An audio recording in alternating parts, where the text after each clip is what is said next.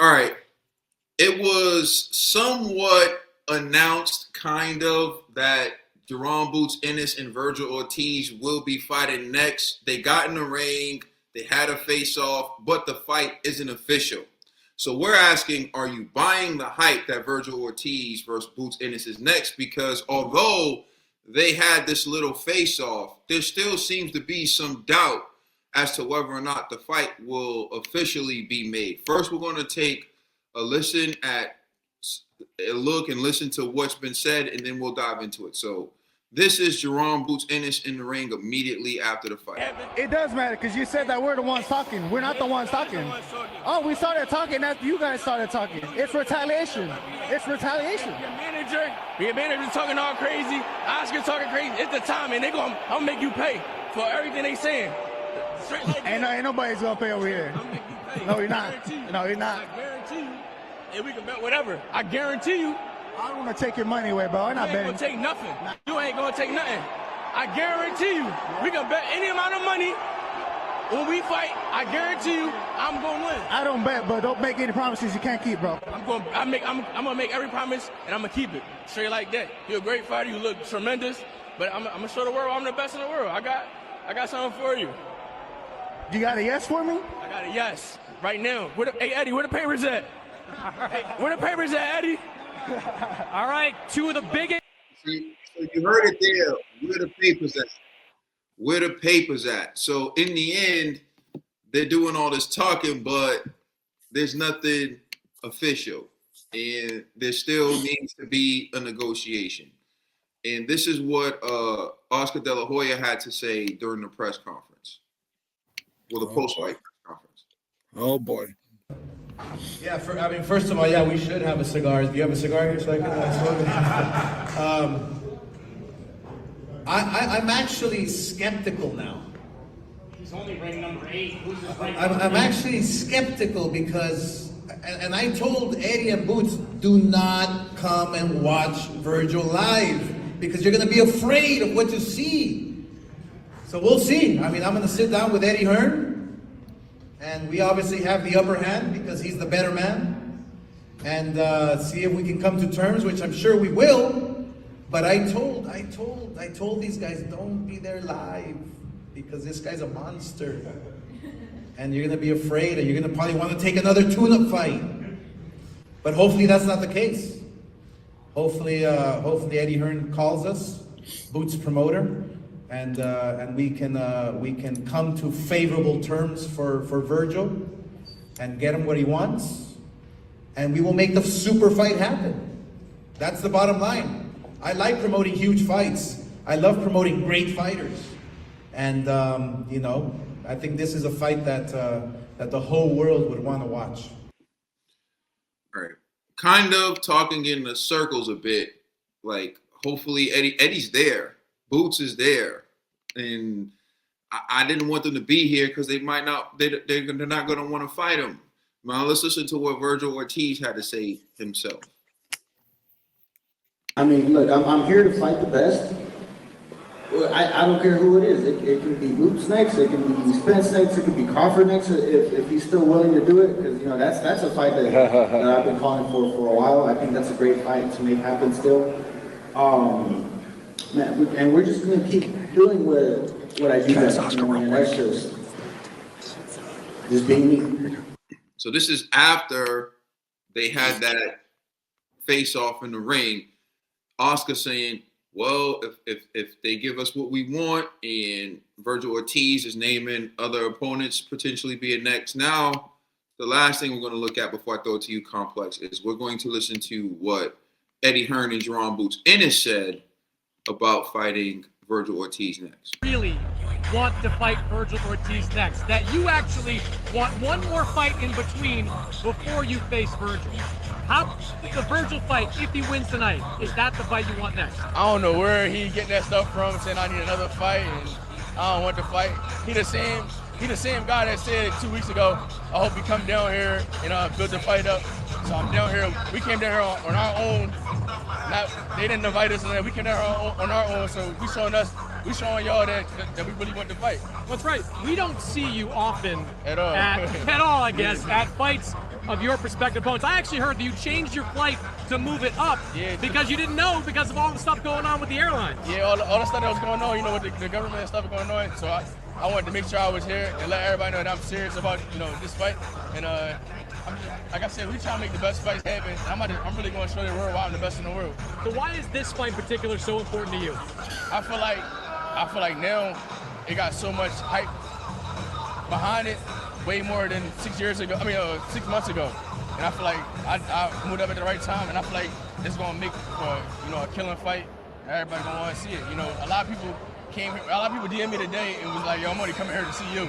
Like, I put a lot of hype behind this fight as well too. So, and I got a good fan base. So I'm excited. I'm excited to make things happen. All right, Eddie. The 3 words I've heard you use the most in the last 6 months is "we have signed." Yeah. You have said "we have signed" to fight Vergil Ortiz. Take us behind the scenes, though. It's been some confusion about whether Team Ortiz and Golden Boy really want this fight. What have the conversations been like about making this happen? We had a very positive conversation in the DAZN office about 6 months ago, where we agreed we would fight in October, they would fight in November, and we would make the fight straight after. We agreed the terms of the fight. We took that to Boots in a contract. He signed. We haven't heard much back from them, but Eric Gomez did call me just before Boots' fight and said, look, we do want the fight, and as soon as we get through Lubin, because this is a tough fight tonight, we get through, we want to make it happen. Do we believe them? We're going to find out real soon. But the point of today was, and you're right, this guy got on the plane at 4 o'clock this morning because he didn't want to miss it. Yeah. He wants this fight. No in-between fights. No, we've had that. He had his little fight at 154, looked $1 million. He will fight anybody. But there are people out there that believe that Vergil Ortiz may be the best 154-pounder in the world. All right. There it is, Complex. Now, I'm asking you, what's your reaction to this back and forth, which seems to be non-committal, but there's been some negotiation going, but now's the time. Are they going to make the fight next? Are you confident they're going to make the fight next? And I'll just add this before I throw it to you. It seems like there's a bit of A-side controversy that's starting to brew. And if that happens, who do you think is the A-side if it comes down to that?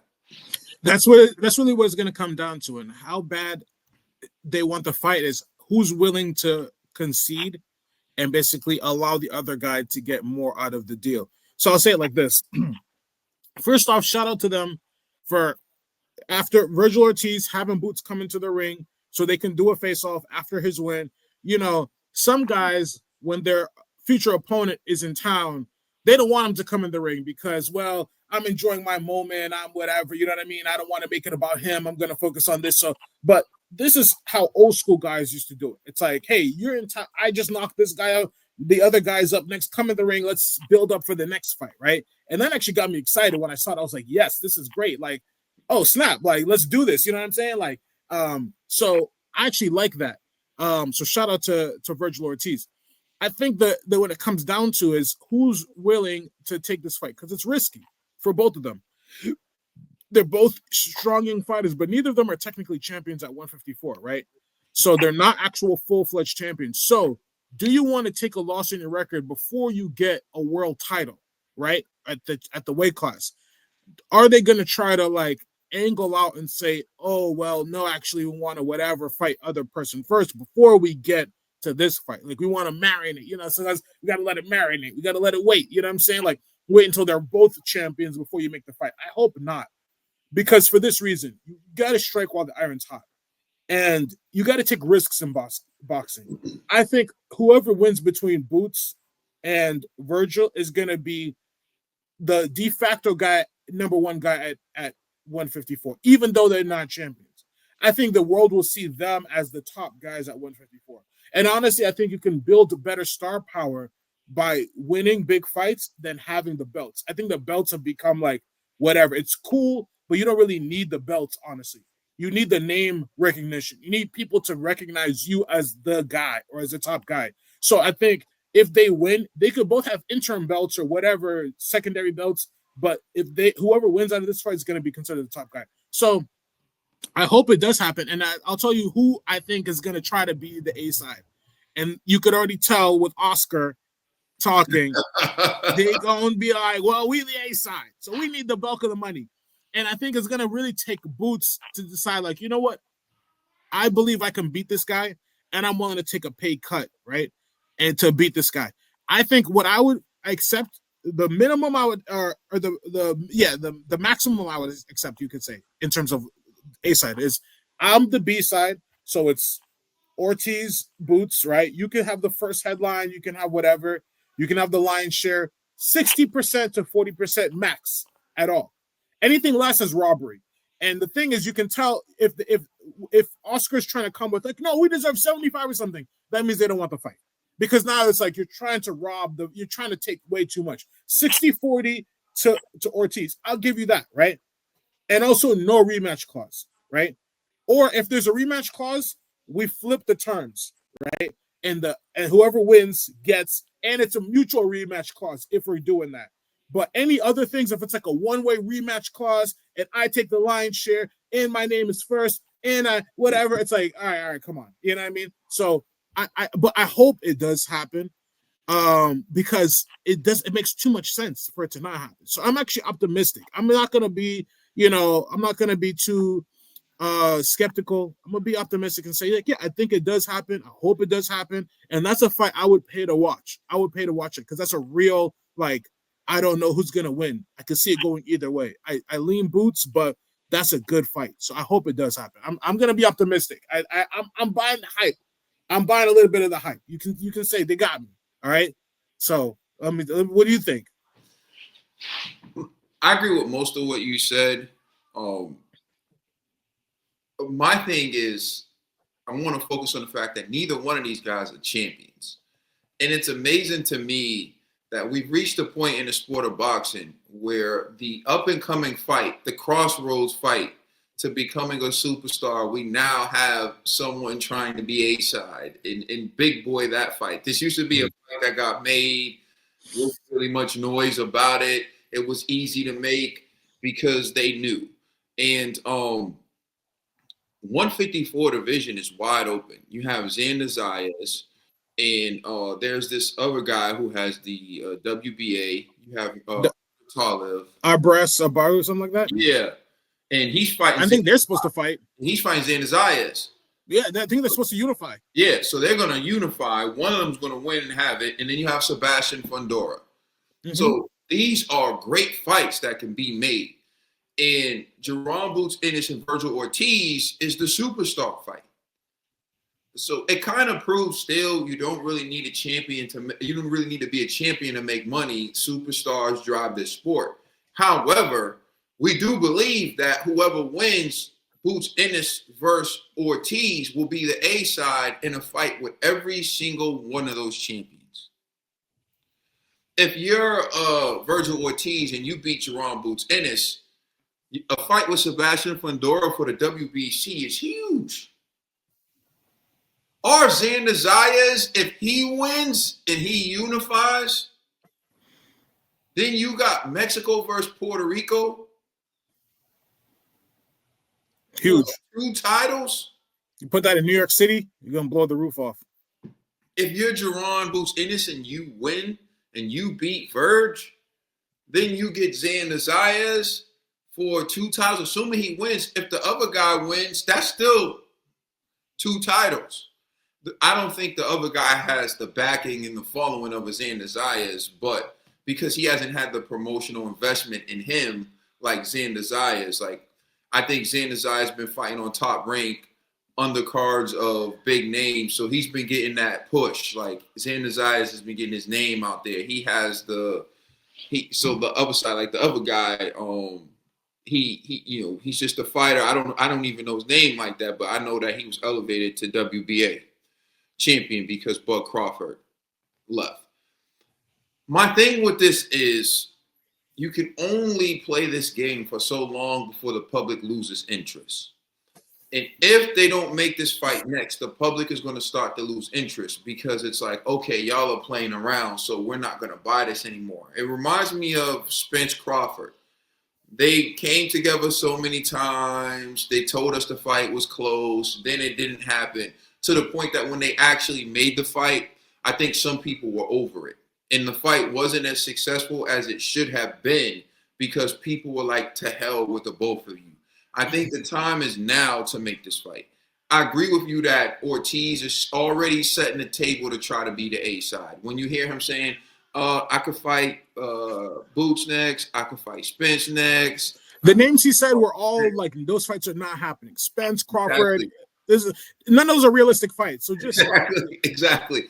He's creating the illusion that he has options and that he doesn't need to fight Boots because he has all these big fights available. And when Oscar says, oh, if they give us what we want, then we'll sign the contract. So basically, like you said, they're trying to set the A side. For me personally, I think 50-50 would be fair for this fight. It's not like people are like, well, maybe there are people who believe this, but I don't think the conventional diehard boxing fan is like, yeah, I want to see Verge school Jaron, and Jaron has no chance. I don't think that. I don't think Jaron is like some bum going in. But Verge does have better victories on his resume than Jaron Boots Ennis does. And Verge does have an argument for being a bigger star than Jaron Boots Ennis. So I agree with you. If anything, they can concede up to 60-40, meaning they can try to get 55-45 or that's it, yeah. 60-40, but don't go further than that. And like you said, I agree. If there's a rematch clause, then the terms are flipped for the winner. And if Verge is the winner and he already got 60-40 though, you may want to switch that up a little bit, like Verge gets 70-30 now because but whatever. He's doing you a favor to even give you a rematch at that point. When he can go and face Zan Zayas or Pandora and or Murder Talib, although I feel like he's probably the most dangerous fight with the least amount of reward. So Murder Talib, they're not going to really run to him. He's probably the last. Just put him to the side right now. Yeah, he's the last belt they're going to try to collect. So, I'm with you, though. But I feel like they need to make this fight. They need to make this fight now because this is the fight people want to see. The fight is hot. I think the fight is at its peak. I think if they don't make this fight, it's going to get in that territory where fans are going to get upset and start to not care about it. Because neither one of them are champions anyway. This is kind of like we think the winner of this fight or whoever survives this battle between you two is going to go on to be the best in the division. But there's still some really good fighters in this division that may beat you up anyway, and we could be wrong because we've been wrong before. So that's how I feel. Yeah, I think it's an excellent fight. I hope they do it, like set it up in Texas, do it in like San Antonio, one of them. They're going to pack the house out. Boots going into enemy territory. You know what I'm saying? They can hype this fight up. They can make it a big deal. And I think, honestly, both guys can come out of this better. Because if they could give us a good fight, they're going to both build their names off this fight. If you give us, this is what people forget, I think. I don't know what happened in boxing. Like, if you give fans classic fights, stock will go up. It's okay if you take a loss, right? If one of these guys loses, I can see them both, their stock rising and still getting title shots after this, right? Because imagine Xander Zayas wins and gets the 2 belts, right? From the other Abreu or whatever. And so he's going to be looking for a dance partner now, right? To like make a big fight. And if it's Vergil or Boots, those are both great fights. Then vice versa. Imagine if like you lose or something, but you make a good fight. You could still fight Sebastian Fundora, even a Backram, because they're going to build your name up, and they want those guys to want to build their name up. Fundora is not a big name, but Backram's not a big name. Honestly, I don't think Xander Zayas is as big a name as Boots or Vergil. No, I think no. So all the champions would actually be chasing after you guys. Mm-hmm. So if you guys can make the fight, make it exciting, even give us if it's a 1 or 2 fights or whatever, if you guys split them or something, then come back down the road and maybe do a trilogy or something or whatever, but just give us a good fight. Show us both that, like, okay, you guys are studs in the ring. And then that's going to draw more attention to you. You don't need the belt, honestly. I guarantee you, if you ask people, they can't even tell people on the street, like, oh, who's the junior middleweight champion of the world right now? Like, gun to your head. They'd be like, I don't know. So I wouldn't worry about that. they'll probably still think it's Crawford. Right? They'd be like, Floyd. Nah, but you're right. I think that both fighters have a path towards a title shot, regardless of the outcome, because there are not too many superstars in a 154-pound division. So even if, say, Boots Ennis loses, he'll get a shot at Murder Tarlev or Sebastian Fundora. What really they're fighting for is the pick of the litter. So I think what will happen is the winner of Zayas versus Abreu, whatever his name is, that fight is going to be the most appealing fight because you can win 2 titles in one. So whoever wins that fight probably goes after, especially if it's in Zayas, because you have Puerto Rico involved, and boxing is huge in Puerto Rico. So they'll go after Xander. So really what you're fighting for is the pick of the litter. And then if you don't win, then you probably have a tougher road going through Fundora and Murder Tarlev. But I mean, that's what it is. But we'll see what happens. You can take us out, Complex. All right. Thank you guys for watching. This is Corner to Corner with Kaden and Complex. Listen, guys, let us know what you think in the comments. Who's gonna win, Vergil or Boots? Who's the A side? Is there an A side? Do you think that Vergil should get the more money? You know what I'm saying? Or is Boots should stand firm at 50-50? But at the end of the day, I think we all want to see this fight happen. Let us know in the comments. Like, comment, subscribe. Thank you for joining us. It's Corner to Corner with Kaden and Complex. We out.